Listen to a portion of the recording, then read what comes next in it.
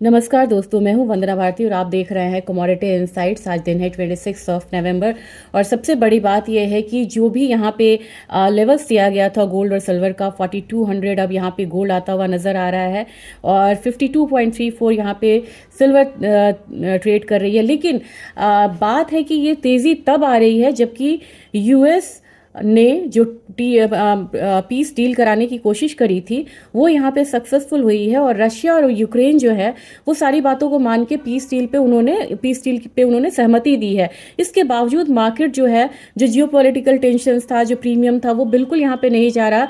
और अगली बात ये है कि जब भी यहाँ पे पीस डील की बात होगी तो अगला कदम क्या होगा, टैरिफ कम होंगे, यहाँ पे बैन्स कम होंगे, जो सस्पेंशंस है वो यहाँ पे कम होंगे। इसके बावजूद जो सेफ हेवन बाइंग है वो बनी हुई है। कहीं ना कहीं सबकी निगाह जो है मार्केट की वो यूएस के डेटा पे है और फेड की मीटिंग पे है, जहां पे इंटरेस्ट रेट कट होने की संभावना बढ़ती हुई नजर आ रही है।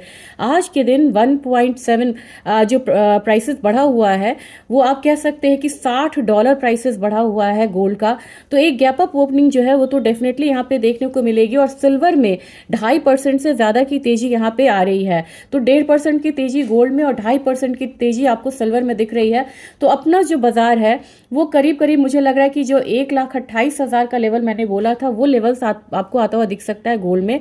सिल्वर की बात की जाए तो अब आपको 1,60,000 से लेके 1,62,000 वाला लेवल फिर से देखने को मिलेगा। तो अभी कहीं पे भी कोई बहुत बड़ा पैनिक नहीं है जिससे कि गोल्ड और सिल्वर में बहुत बड़ी कमजोरी आएगी। लेकिन हाँ, थोड़ा बहुत जो करेक्शन है वो आता है, वो ट्रेडिंग का नेचर है, बाइंग और सेलिंग दोनों साइड होता है, लेकिन मेजर ट्रेंड अप है। और ऑयल की बात की जाए, ऑयल अभी बिल्कुल रेंज में है, 5166 है।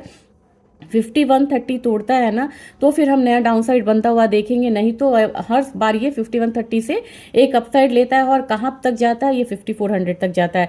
फिलहाल एक प्रेशर बनता हुआ दिख रहा है, जबकि नेचुरल गैस का प्राइसेस 400 के करीब की क्लोजिंग दी थी। आज यहाँ पे थोड़ा सा यहाँ पे एक अपसाइड है, लेकिन अपसाइड अब थोड़ा यहाँ स्लो हो सकता है। तो आज का रेंज हो सकता है आपको ऊपर में 410, नीचे में 395 का। और बेस मेटल काउंटर बिल्कुल रेंज में कारोबार कर रहा है, लेकिन आज थोड़ा सा जो सेंटीमेंट्स है वो फर्म हो सकता है। जिंक 300 के करीब आने की कोशिश करेगा। कॉपर जो है 1010 के करीब क्लोजिंग दी है, कॉपर भी अपसाइड हो सकता है। और एल्यूमिनियम थोड़ा रेंज में रहेगा क्योंकि क्रूड में बड़ी गिरावट आई है।